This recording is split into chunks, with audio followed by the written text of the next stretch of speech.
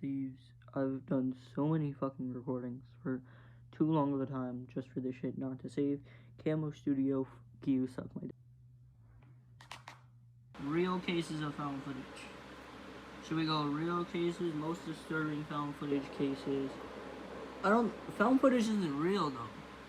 Oh, I guess they are. I thought they weren't real though. Like this isn't real. Right, it only takes a second. Sydney Barber tapes. 11 minutes. We'll go for like one of these. So we'll go for the first On January 8th, 2005, a man named Martin discovered a mysterious package in his mailbox. Confused, I'm gonna turn off the fan. he brought it inside and opened it up. Inside the package was a single item, a videotape with no label or note to explain its contents. Curious to see what was on it, he put it in his camcorder and pressed play. And the footage he found on it was shocking to say the least. So I have found a tape like this that I wanted in my dad's house. Actually, I'm scared. I don't want it to be like a 16. No, I'm joking. But my camcorder was an SD that he had for years. It wasn't like that though. It's a different way to store it. It contained a nearly hour-long video of a man describing the violent things he was about to do, how he was going to lure his victims, and the makeshift devices he was going to use. I'm not trained in torture methods, which is what I'm gonna have to make do. I got my drill here. The reason why it's got this padding on it is just to try to silence it a bit, because I'm in an apartment. I got gags, socks, I got lots of duct tape. I got a soldering iron, sheets. It's rather crude implements. I think can work wonders, especially if it's used in the right way. However, while the content itself was extremely grim, what disturbed Martin more was the fact that he personally knew the person on screen. This wasn't the manifesto Shit. What's worse? Knowing the person or not knowing the person? of a serial killer planning to take innocent lives. These were not no innocent motherfuckers. Instead, it was the final message of Martin's close friend, Ricky Rodriguez, a man who was tormented by a cult from the moment he was born. He eventually managed to escape. Shit. Trauma does shit to people. I'm gonna tell you that right now. Trauma does shit to people. And a lot of the serial killers, some of them had great lives, right? But trauma does shit. A lot of people who did fucked up shit, they might just be petty and they had a great life and they're fucking dick, but trauma does shit. You had a lot of trauma shit, probably you're a complete different person. The cult and was now planning to take revenge on the people who did unspeakable things. Not even the person you would be, you know, after all that. Like, you're really not. I'm wondering if these images, like that box, was it really that big of a box for one little fucking tape? And like these people right here, are they the exact cult? You know, I really don't know if these are real images right here or if they're... The spoiler, these did look like the people to me, as they show an image of the people in the next few minutes. So some things you see, they're clearly fake or they're AI. They'll use like an AI image and they'll put that up while they're talking about it. I don't know if this is the real photo. For all those years. He recorded this hour-long video and mailed it to his few friends and family so they would find it and have all the answers about what he was about to do and why. I am making this video, well, for many reasons, I guess. I suppose the main reason is that I want there to be some record of the way I feel, my ideas, just who I was, really.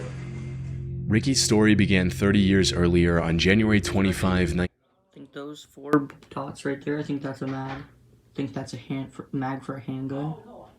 From what it looks like to me, it's probably like... What else is this? Not you. That's not a compliment. You have managed to find the smallest possible one. I don't know how you did, bro. And I know it's angled, I think. So from the way this is, I think it's at like a diagonal point. The bullet from what it looks, is going this way. 1975, when he was born as the first child of Karen Alva Zerbe. This might be a real photo. Karen was a member of a cult called the Children of God, which used Christian language to lure in young, impressionable minds, often teenagers, and molded them to its sick and perverse ideals. 2 years after Ricky's birth, he was adopted by the cult's leader, David Burke, who presented himself as the chosen one. So that might have been a real photo back there. The dude looks the same. Unless he just found a photo with a similar dude. David changed the cult's name to The Family and declared Ricky to be a religious herald, granting him a special position in the organization. However, while he was treated like royalty by the other members on the surface, behind closed doors, Ricky was the victim of vile acts no child should ever have to endure. David not only encouraged these acts, but went as far as to write a whole book about everything he and his followers did to Ricky, called The Story of DeVito. This abuse continued for many years, but as Ricky got older, he became aware of David's lies and manipulation. Then, in 1999, he finally managed to escape the cult with his girlfriend Alexia Manuel by faking a visit to the cult's compound in Mexico and fleeing to the US instead.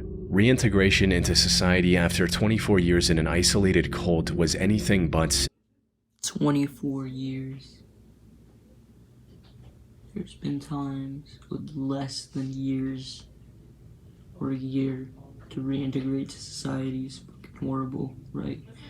24 years is a whole other thing. Since he was born, it was his whole life. But Ricky somehow managed to pull through and secure a job as an electrician. He also married Alexia and later moved to Tucson, Arizona due to his work. Unfortunately, no matter how hard he tried to move forward, the nightmare he escaped continued to haunt him. David had passed away in 1994. Like, is this real footage right there? I don't know. And the cult was now under the supervision of Karen Zerbe, Ricky's mother. And while the cult had managed to escape legal repercussions by mainly Mom now owns this shit.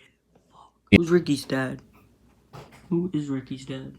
That's what I wonder, because Ricky looks like, what is he, Hispanic maybe?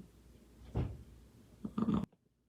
Ricky knew that there were still countless children suffering the same fate as him. So, in January of 2005, he Fuck, bro.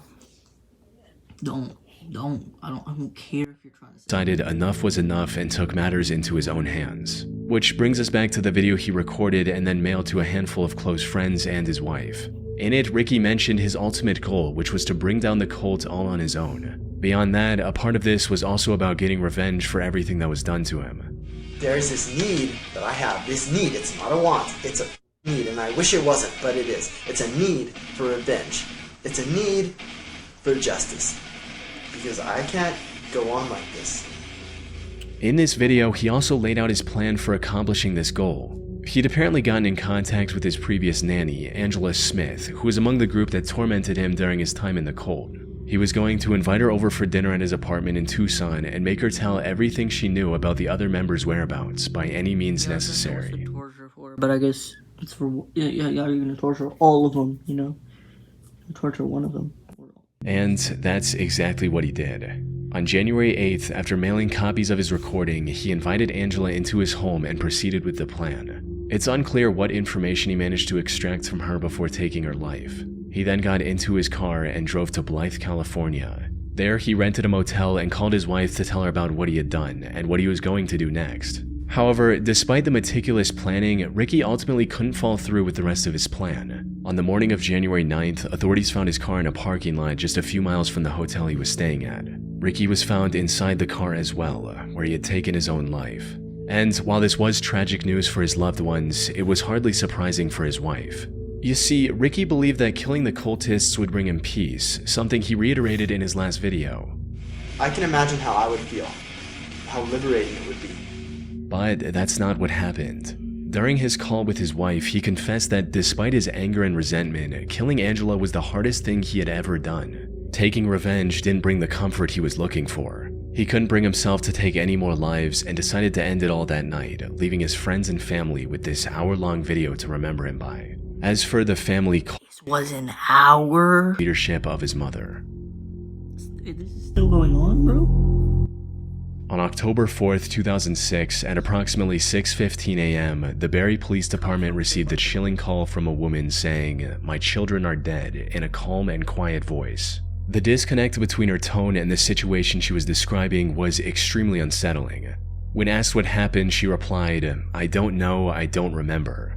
Police officers immediately rushed to the address she provided and knocked on the door of her apartment, bracing for what they might find. The door opened and they were greeted by 31-year-old Frances Elaine Campione. When the officers asked her about the children she mentioned on her call, she replied in the same disturbingly calm voice, stating, "Yes, they're dead. They're on my bed." As the officers entered the master bedroom, Yo, does that shit rhyme? he saw the remains of two little girls, 3-year-old Serena and 19-month-old Sophia, lying on the bed. Both were dressed in clean clothes and were also wearing necklaces and earrings. However, their skin was starting to turn blue, suggesting they might have been deceased for quite some time. One of the officers also noticed a small bruise on Sophia's forehead, and that was it. There was nothing else in the room that could have explained their deaths. But as the investigators looked through Elaine's apartment, they found a camcorder with footage that explained everything. The recording started on a wholesome note, showing Elaine surprising Serena with a new bike on her 3rd birthday on August 8th. Hi Serena, it's August 8th, 2006. Happy birthday to you, happy birthday to you, happy birthday Serena, happy birthday to you. Serena's 3 today, yay! Shall we go to the living room and see if you got any birthday presents from the birthday fairies? Yes! Okay, let's go. I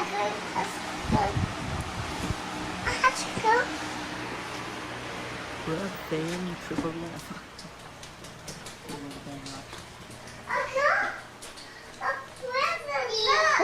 What is it? It's a bike. The next video also showed Elaine and her 2 daughters just hanging around and having fun. I love you. This much. Oh, I love you more than that. Wait. So, Is that another tape?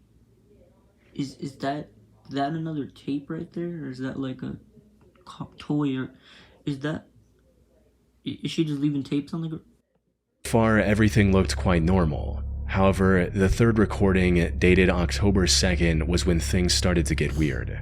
The tone of the recordings instantly changed as Elaine suddenly went on and on about their horrible living conditions and the torment her ex-husband Leo and his family had put her through, said all in front of her children. You can't see through the camera, boo-hoo. Oh, yes, this is a deplorable, horrible, messy, filthy apartment that supposedly my 2 children and I live in, and it's just a horrible, horrible mess. Yeah. I think Diego Campione is totally in the wrong, and I hope he burns in hell for all his sins. The same as Leonardo. All I wanted to do was take care of my 2 little girls and live happily ever after the 3 years of physical, emotional, and mental abuse that I endured tremendously by Leonardo Campione, and then the past year from Anna and Leonardo da Vinci. Diego Campione, the mental and emotional abuse, which wouldn't stop, and I had CAS keep bringing these 2 people into my life over and over again when I kept telling them the amount of mental and emotional abuse it was causing my 3-year-old daughter Serena and I and Sophia.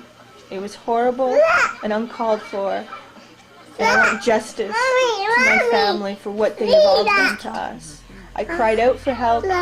They should have. That'll be pissing me off. When I'm ignored, like, bro, stop ignoring your fucking kids, yo. Leo was apparently extremely... You see the look in that little girl's eyes? I want justice to my family for what they have all done to us. I cried out for help. Not that. That's just sass. They should have. But now damn, you see the look in her eyes? I feel like there's something. She's saying something with that look in her Leo eyes. was apparently extremely abusive, both physically and mentally. He prevented her from contacting her parents, and at one point even kicked her in her stomach while she was pregnant. This resulted in Leo getting charged with domestic violence, and the 2 getting divorced. However, at the time of this recording, Leo was starting to turn things around, and was engaged in a legal battle with Elaine over the custody of their daughters. This took an immense toll on Elaine's mental health. She was already quite unstable and had been to the psych ward twice in the past couple of years. But Twice, dog. I've been 1. I've been 2. How many times have I been? Over 5. probably 10 or more. Don't want to talk about it. Don't even want to think about how many. Trauma, bro. According to her mother, the custody battle caused her to lose it completely and develop severe paranoia. She became worried that Leo would one day show up and forcibly take her daughters away. Then, on October 2nd, after ending this recording at 8:39 p.m., Elaine did the unthinkable by taking the lives of her own daughters, then recording a haunting confession that investigators discovered on the same camera. Recording this because Leo and there, are you happy? Everything is gone.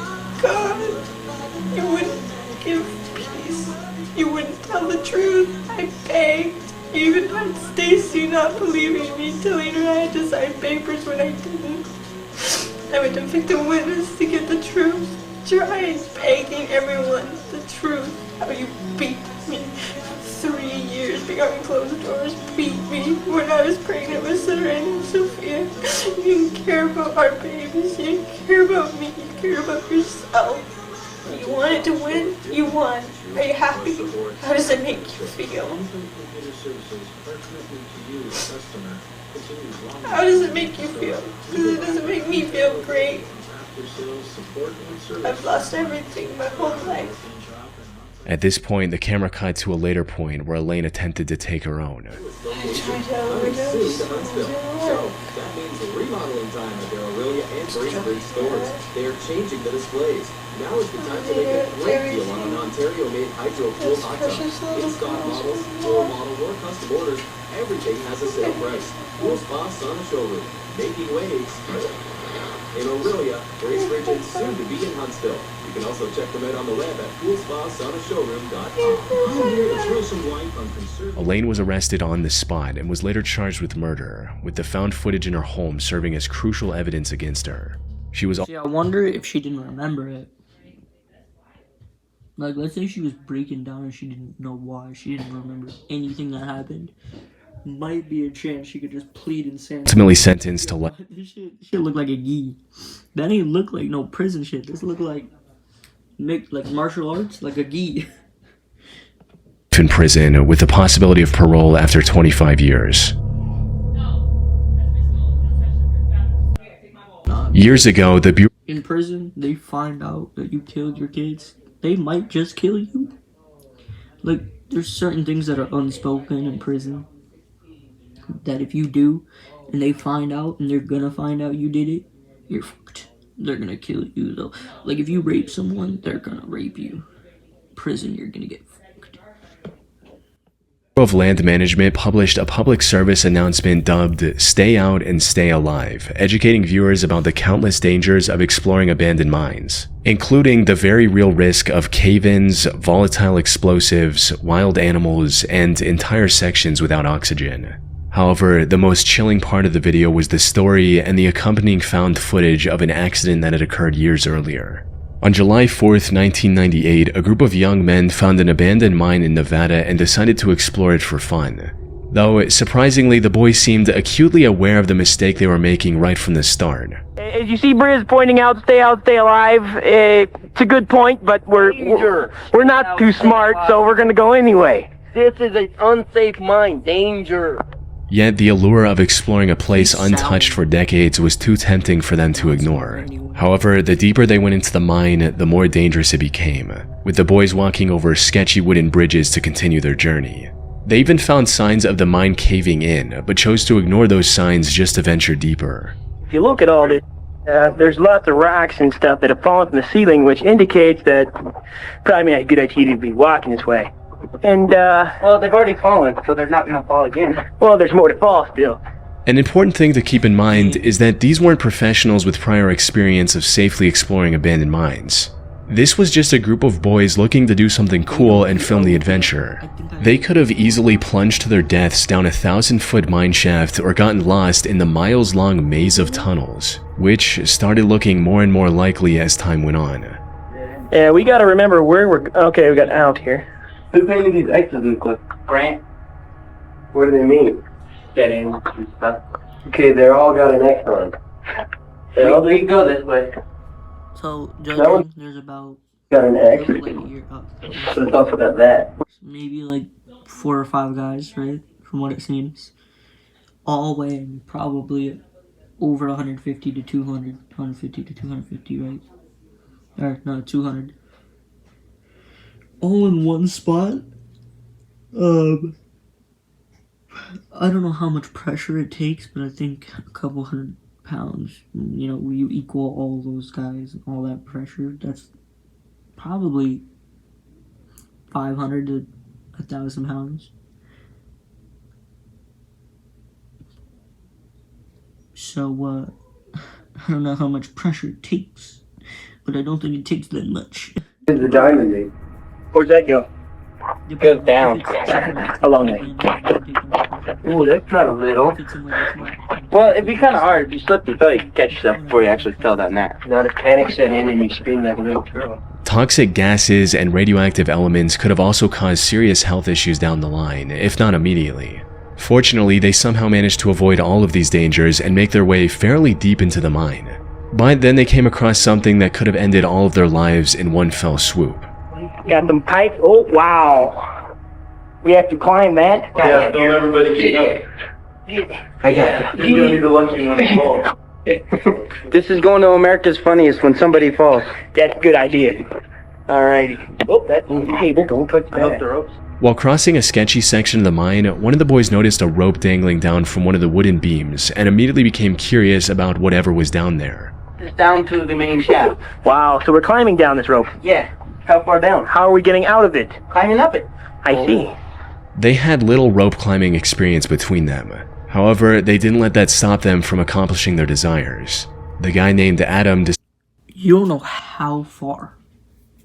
I'm assuming they don't know. From what they've said and from how smart they are, I'm assuming they have no idea how far down that is.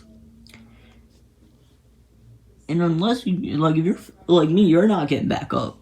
You're not getting up that rope. If you're in as much shape as I am, motherfucker, you getting one grip on that rope and you are not climbing up that shit. You are too fucking fat and athletic. decided to be the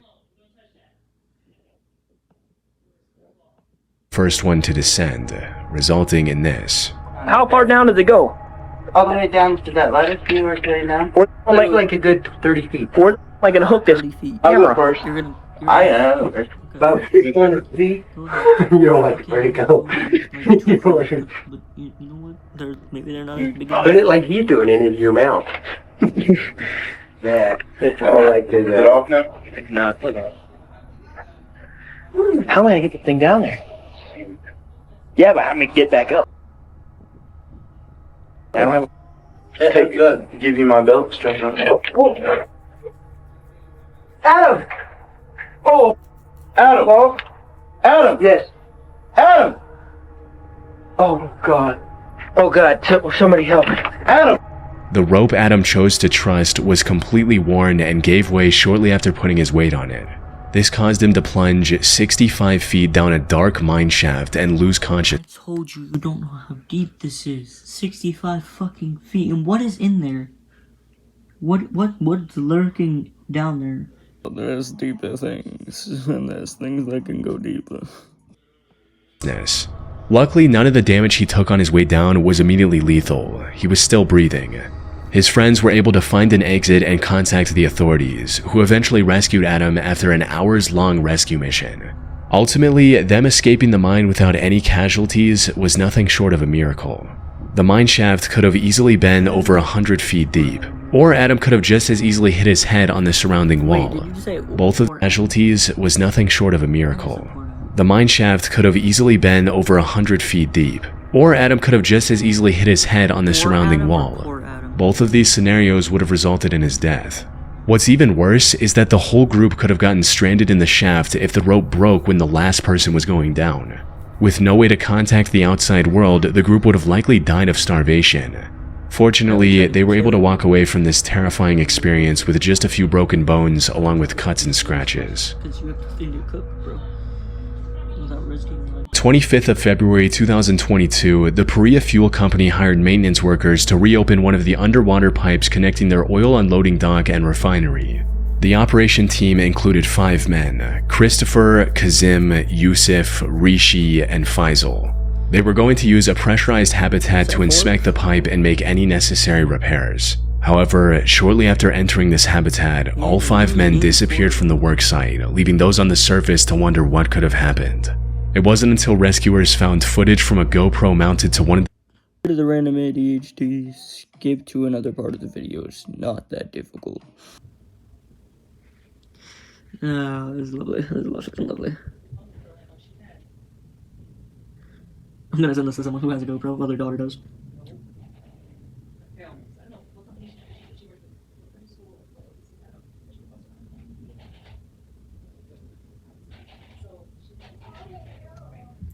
I was watching a video about like lost found footage, some creepypasta.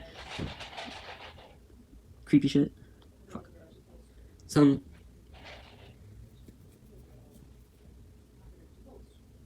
like footage before people died. Scary better not die with her GoPro.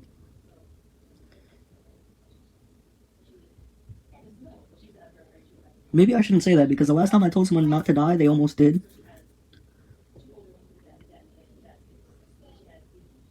Yesterday.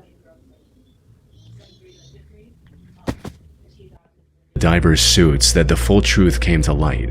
The footage showed the men struggling to open the valve keeping the pipe shut, prompting Kazim to go get a wrench.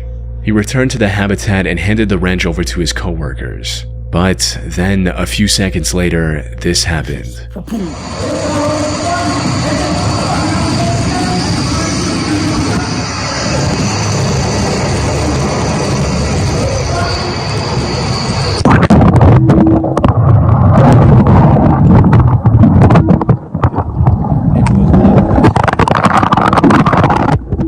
The moment the valve was opened, its low pressure created a powerful vacuum. Water rushed into the habitat, while the pressurized air violently forced everyone into the pipe. All 5 of the men were— Oh shit, that didn't even go kaboom. It filled with water. Oh, fuck, that was worse than kaboom. Forced into the 30-inch wide pipe faster than they could blink.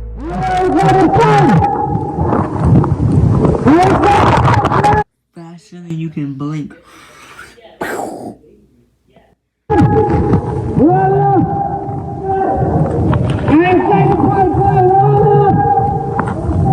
After tumbling through the metal pipe at violent speeds for a minute and a half, they came to a stop at a section containing a small air pocket, just enough to keep them alive, allowing them a brief moment to find their bearings and assess the gravity of their situation.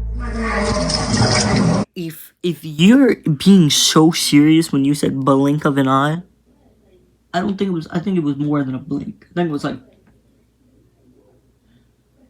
a couple of blinks, right? But if you're so serious, like, you should not be able to say we're inside the pipe. You should be f***ed up by then.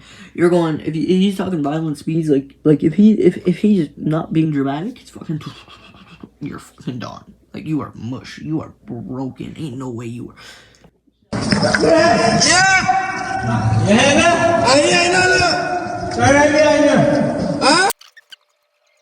That could be worse. That could be worse. I'm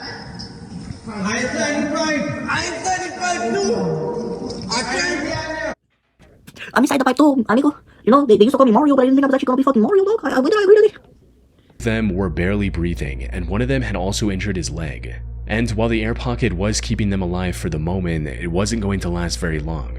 So, with no other option, the 2 men at the front, Christopher and Faisal, started moving forward in hopes of reaching the pipe's end and getting help for the other 3. But after making their way through several flooded sections, Faisal lost hope and refused to go any further. This left Christopher to continue alone, and ultimately reach the end of the pipe, where he was eventually pulled out by rescuers. Unfortunately, the same did not happen for his 4 co-workers. Days passed, and the rescue efforts were slim to none, eventually leaving the other 4 to die. I didn't even try. In that cramped metal tube. The company's CEO later defended this decision, stating that a rescue mission would have only endangered more lives. The incident sparked widespread outrage and even forced the regional government to launch an inquiry into how such a disaster was allowed to happen in the first place. But, as is the case with countless similar incidents, nothing much came of it, despite the numerous hearings. The other 4 divers were left for dead. That said, the Trinidad government did announce a compensation of $1 million for each of their families, as well as Christopher, in April 2025. To Chilling Scares for the video and everything.